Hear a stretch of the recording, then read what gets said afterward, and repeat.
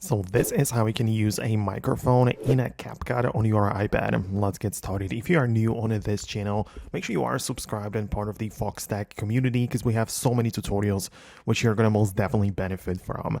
Now, when you want to use your microphone in Capcut, you should know a couple of different things. Like inside of your Capcut video editing process, as usual, you can click on the Add Audio button below your video layer, and there is going to be the Record button on the right bottom corner, and this just lets you record like voiceover or whatever you want and add it to your video like that.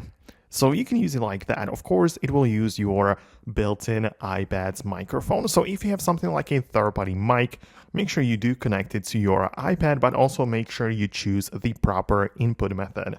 So that would mean that you would go to the Settings app and find the Sounds section, part of which we have the input, right? So if you have just one option, obviously it's going to be like that. But if you have like third-party microphones connected over Bluetooth or even a cable, right, you'll be able to select those right here and ensure that whenever you are recording inside of Capcut, you are actually using the source or the microphone that you actually connected and not the built-in one.